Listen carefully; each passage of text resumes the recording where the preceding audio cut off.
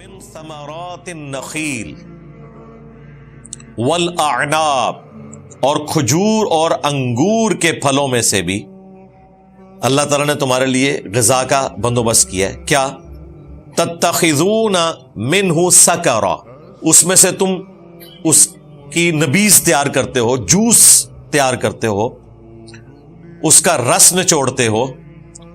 ورزقا حسنا، اور اس میں تمہارے لیے اچھا رزق بھی ہے. کھجور کے ساتھ جو عربی لاڈ کرتے ہیں نا، ہمارے عجم کے لوگوں کو تو پتہ ہی نہیں.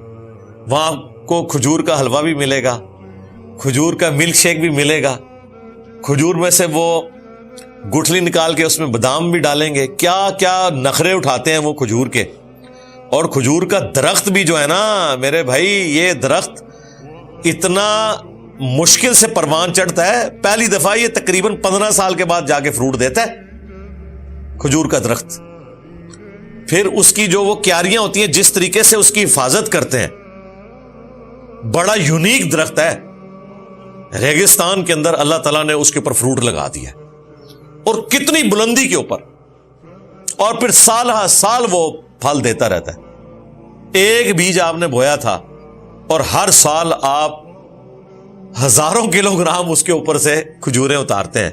اور کیا ٹیسٹ ہے.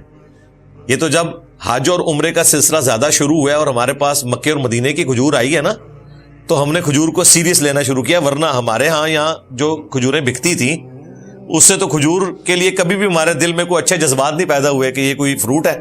لیکن جب مکے مدینے کی وہ کھجوریں اجوا، مبروم، لبئی کھجور جب آنا شروع ہوئی ہے، وہ آپ ایک کھجور کھائیں، وہ کھجور بتاتی ہے کہ ایک پرفیکٹ غذا ہے، اور ہاتھ ہی نہیں رکتا.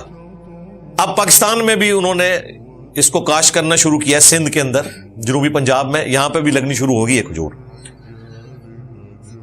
لیکن جو کھجور عرب کے علاقوں کی ہے یا ریگستانی علاقوں کی، عراق کے اندر، عرب ملکوں کے اندر، وہ والا ٹیسٹ ادھر نہیں ہے. لیکن پھر بھی وہ گٹھلی یہاں لگا کے جو ہم فروٹ حاصل کر رہے ہیں، کیا کمال چیز ہے.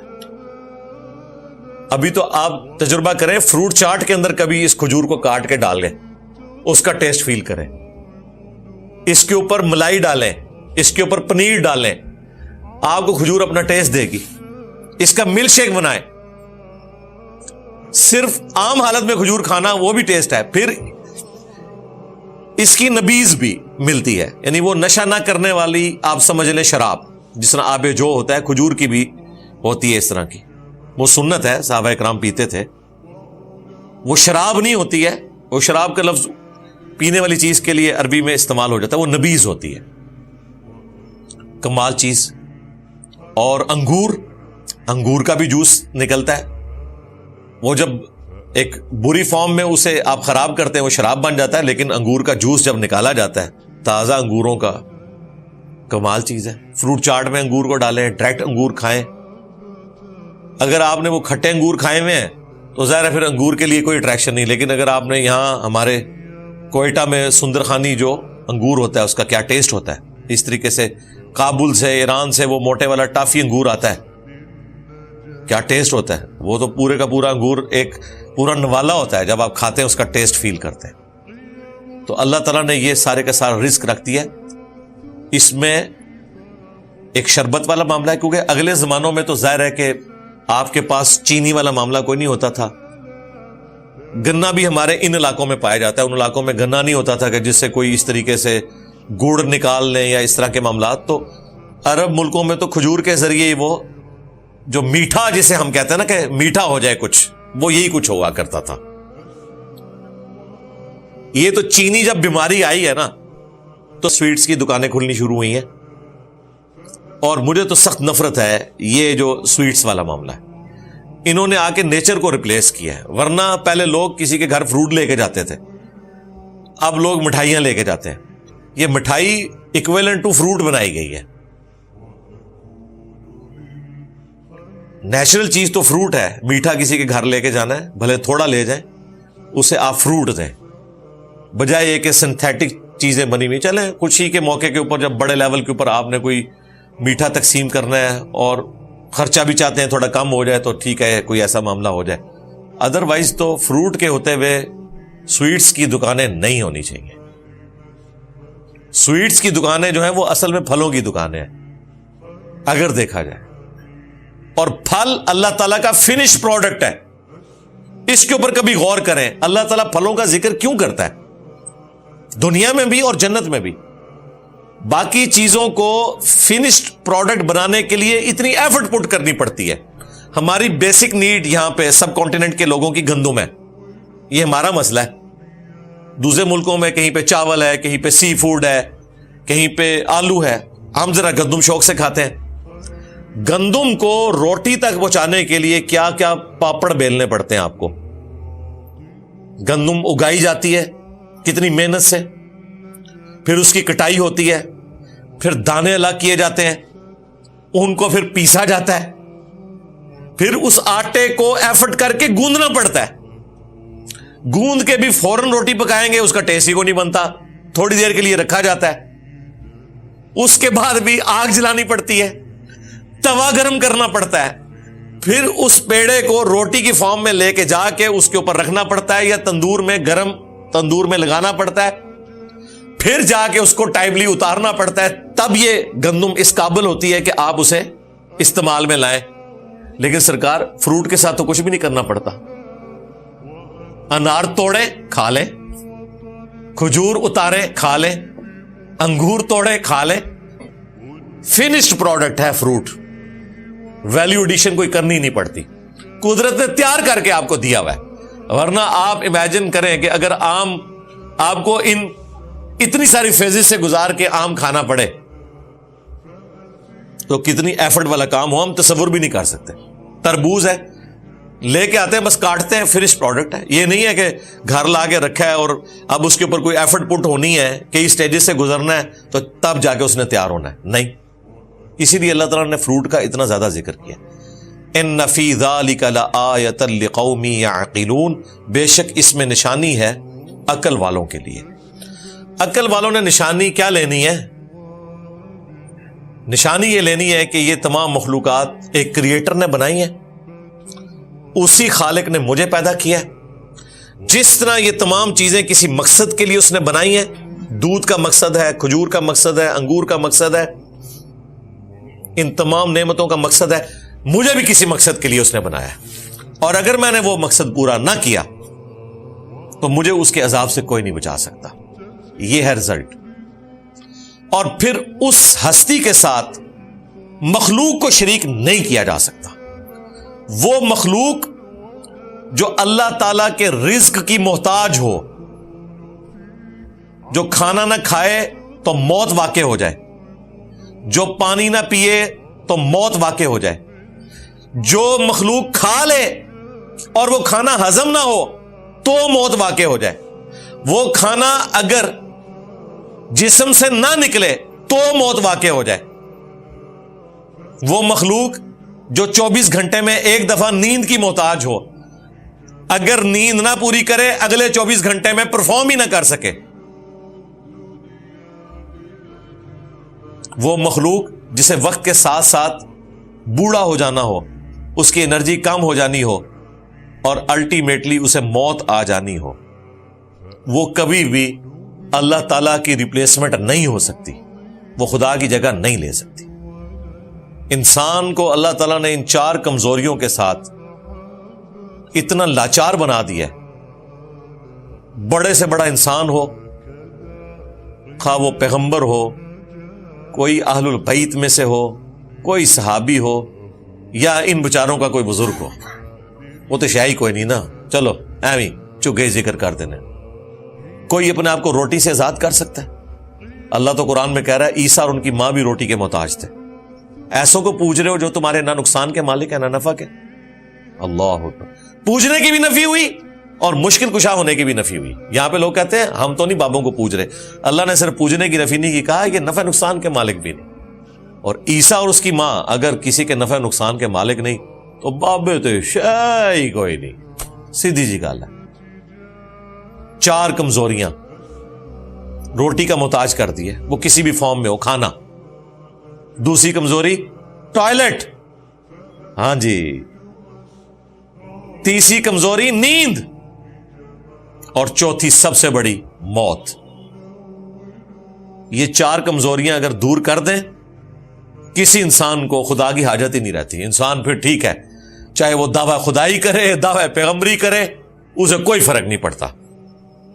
4 کمزوریاں بس دور کر لے اپنی, کہ وہ کھانے پینے کا محتاج نہ ہو, نیند کبھی نہ آئے, اور ٹوائلٹ والا مسئلہ نہ ہو, کوئی بدحالی نہ ہو, بڑھاپا بھی, یہ ساری چیزیں اس میں شامل کر لیں, اور آخری چیز موت نہ آئے. لیکن یہ ساری کمزوریاں انسان کے ساتھ اٹیچ ہیں, اس لیے خدا انسان کی ضرورت ہے. اور مزے کی بات, جنت میں آپ کو یہ ساری خوبیاں مل جانی ہیں. جنت میں جو نعمتیں ہیں وہ زندہ رہنے کے لیے نہیں ہیں, ٹیسٹ کے لیے. جتنا مرضی کھائیں, بخاری مسلم میں آیا کہ ایک خوشبودار ڈکار آئے گی سب کچھ ختم, ٹوائلٹ جانے کی بھی تکلیف بھی نہیں اٹھانی پڑے گی ایک ڈکار کے ساتھ. اور آپ کی خواہش ہے کہ میں یہ بھی کھاؤں, کھائیں. دنیا میں تو تھوڑی دیر کھانے کے بعد انسان اکتا جاتا ہے پیٹ بھر کے, ادھر کوئی نہیں ہے. پیٹ بھرے یا خالی رہے بھوک نہیں آپ کو لگے گی, ٹیسٹ کی وجہ سے کھائیں گے. اور وہ جو ٹیسٹ اللہ جنت میں دے گا وہ اس سے بڑھ کے ہے. جس طرح کہ دنیا میں ایک پیاسے شخص کو ٹھنڈے پانی کی قدر ہوتی ہے نا, لوگ اکثر پوچھتے ہیں کہ اگر بھوک نہیں ہوگی تو کھانے کا مزہ ہی نہیں آئے گا. نہیں, وہ جنت کی ڈائنامکس ہے, وہ ڈیفرنٹ ہے. وہاں پہ ٹیسٹ میں اللہ نے وہ چیز رکھ دی ہے کہ وہ بھوک سے بھی زیادہ ٹیسٹ دے گی آپ کو, جو دنیا میں بھوک کی وجہ سے انسان کھاتا ہے. بڑھاپا نہیں, 30 سال کی عمر ہے, بدحالی نہیں ہے, اللہ تعالیٰ کبھی ناراض نہیں ہوگا, اور کبھی موت نہیں آئے گی. لو جی موجے مارے. اس کے لیے میں نے ایک ٹرم ڈیوائز کی تھی کہ خالق اور مخلوق کا فرق رہ گیا. ادروائز اللہ تعالیٰ کی یہ مہربانی ہے کہ اس نے حقیر انسان کو اپنے ساتھ خدائی میں شریک کر لیا ہے. اتنی بڑی نعمتیں دے دی کہ ٹھیک ہے مجھے بھی موت نہیں آنی, جا تجھے بھی موت نہیں آئے گی. میرا حکم بھی چلتا ہے, جا تیرا حکم بھی چلے گا. اتنی جنت کے اندر بدحالی تجھے نہیں آئے گی. خالق اور مخلوق کا فرق وہ اپنی جگہ ہے. چند سالوں کی زندگی دے, ہمیشہ کی زندگی حاصل کر لے. جو مسلم شریف میں حدیث ہے کہ دنیا اور آخرت کی مثال ایسے ہے جیسے کوئی شخص انگلی ڈبوئے سمندر میں, تو جو پانی لگے گا یہ دنیا ہے اور سمندر آخرت ہے. یہ نبی الاسلام کا فرمان. یارا اتنی کھول کھول کے باتیں بیان کی گئی ہیں کہ ہم تفکر نہیں کرتے. اگر تفکر کریں اور ان باتوں کو ویسے ہی سمجھیں جس طرح 2+2=4 سمجھتے ہیں, تو انسان تو یقین کریں ایک حدیث سے ہی آگے نہیں جا سکتا, تصور نہیں کر سکتا کہ اتنے بڑے درخت کہ 100 سال تک ایک گھوڑ سوار گھوڑا دوڑاتا رہے تو اس درخت کے سائے سے باہر نہ نکلے. یہ جنتیوں کو ایک درخت کی بات ہو رہی ہے.